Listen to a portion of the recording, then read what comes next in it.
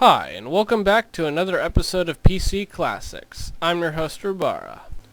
And today, I'm going to start off my review with a question. What do you get when you combine Dungeons & Dragons with Doom? Well, according to Bethesda, you get one of the best 2.5D games ever made, The Elder Scrolls Arena. Now, the Elder Scrolls series, I think, requires no introduction. It's one of the most popular video game franchises ever made. But where did it start? Well, it was in 1992 when Bethesda Software decided that it wanted to make a 3D arena fighter game. And so they contracted a guy to make some cover art, they printed some boxes, and were ready to start development.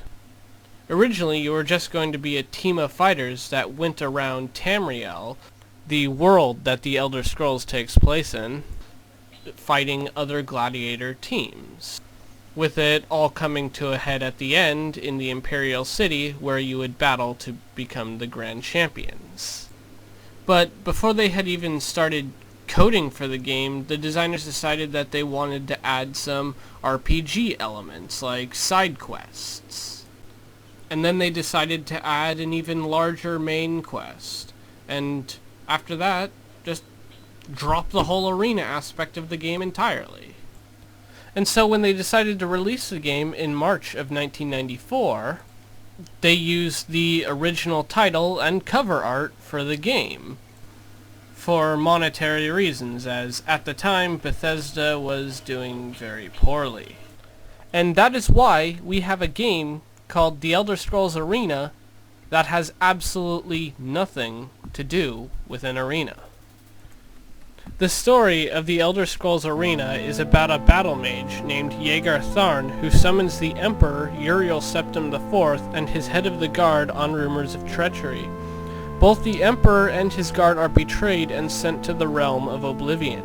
Yeager Tharn then takes the throne, disguising himself as the Emperor.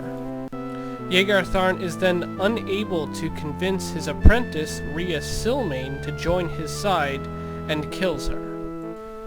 You, on the other hand, are an arena combatant, and considered a low member of the Emperor's court. Through magic, the dead Rhea Silmain is able to help you escape a slow death under the Imperial City, and guide you on your quest to defeat Yeager Tharn. The game is essentially about gathering the 8 pieces of this staff, the Staff of Chaos, and using it to kill Yeager Tharn and rescue the Emperor from his plight. So now, let's talk about the controls. They can be a little awkward. Standard WASD controls do not function. The arrow keys are the best way to move your character about. Important controls to remember are how to sheath or draw your weapon, which can be done by clicking on the crossed swords in the HUD or by pressing the A button. C for casting, P for pilfering or stealing, M for map, L for logbook, U for using an item in your inventory like a potion, and then one of the most awkward controls in the game, jumping. You can jump straight up by pressing J, or if you want to jump forward over a pitfall, you have to press Shift and then J.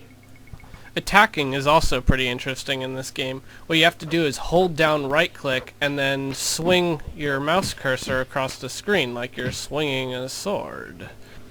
It's quite possibly one of the most immersive ways to do combat in a video game. In fact, the thing that strikes me the most about this game is just how immersive it really is. When I was playing this game, I really felt like I was crawling through dingy, dark dungeons with monsters that were out to kill me. It's actually one of the first games to ever really scare me. And that's just amazing when you compare it to its modern counterparts, like Oblivion, which are 1,000 times more pleasing on the eyes, but not really as immersive.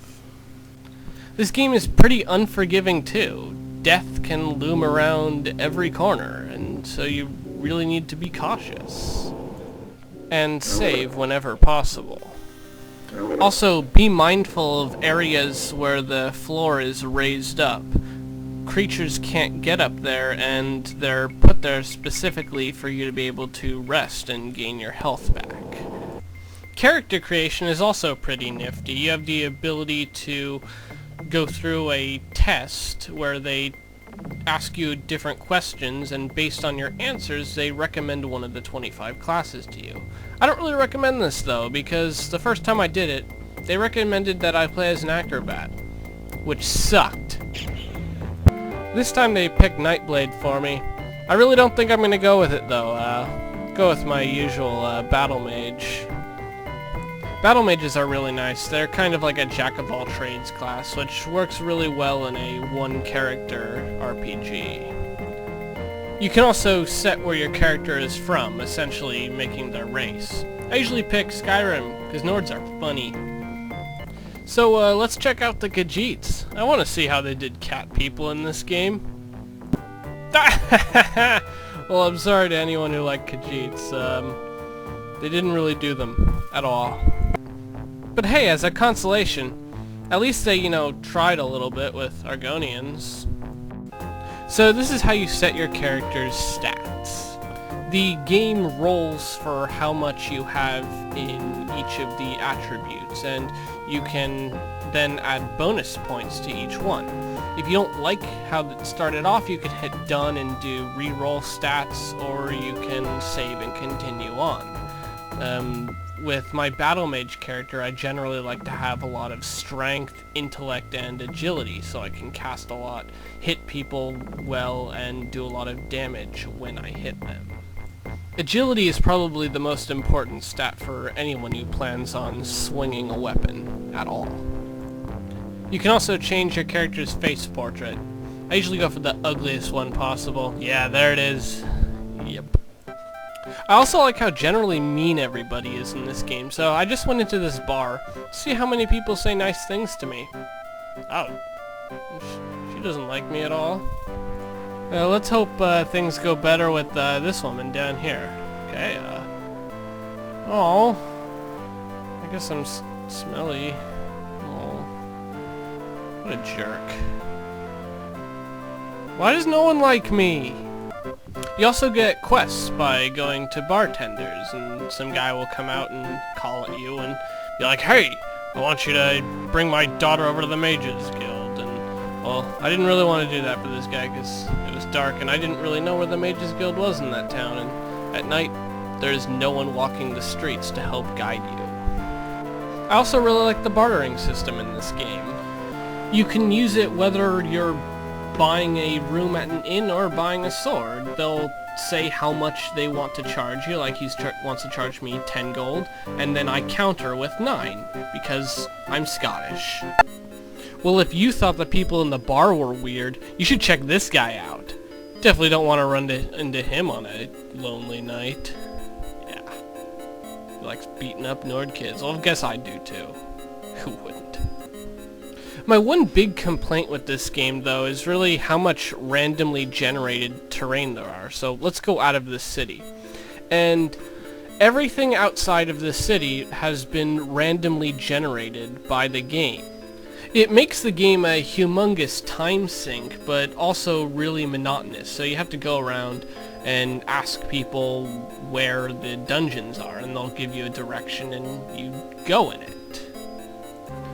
So these two people told me that if I head northeast, I should find a dungeon.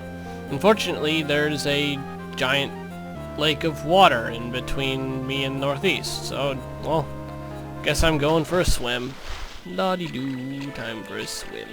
I'm gonna go ahead and speed this up, because it took a while, but, there's an island out here, and it has a nice little cave for me to go explore. Yeah, so this is what a cave looks like. Let's go check it out, see if I don't die. And so this is what a randomly generated dungeon looks like. Mind the pitfalls. You won't die in them, but they can be kind of annoying considering the fact that you can't look up and down. Of course, they can also lead you to areas of the dungeon that are otherwise inaccessible. Fang Lair is one of the dungeons in this game that heavily relies on the pitfall caverns for going through it. Running this game in DOSBox is pretty simple and stable. I played it for about 20 hours and only had it crash once.